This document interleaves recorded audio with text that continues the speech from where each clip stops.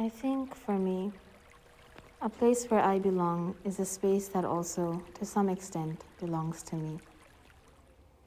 Because of the pandemic, I spent 2 of my freshman terms 7,700 miles away from campus.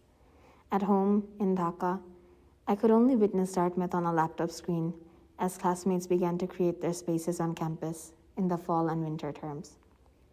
When I finally arrived in spring 2021, the final term of my freshman year, every place on this campus I called home was a space I was introduced to in the context of someone else. My friends showed me much of Dartmouth. One of them had marked the second floor of Barry Hers, another had labeled Bima his stargazing spot. And each location seemed to have a story tied to someone else.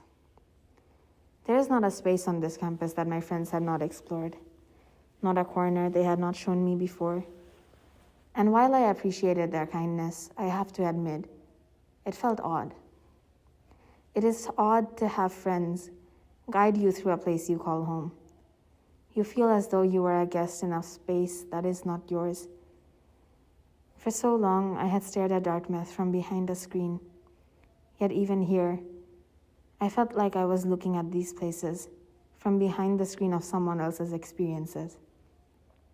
Even while I was physically here, I could not belong. One day, as I walked over the vast Dartmouth golf course, I could hear the faint sound of trickling water. After walking down a tiny slope, a bridge overlooking a narrow, almost dying stream lay before me. The bridge seemed to hide this stream in a way.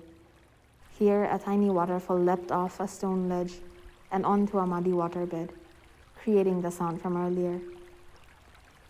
There were no stories I had previously heard, no friend whose face resurfaced as I sat on its stony chairs.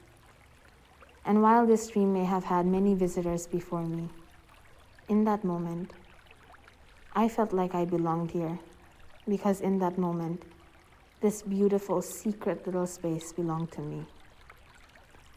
For a long time, I did not know why that particular moment felt like a revelation.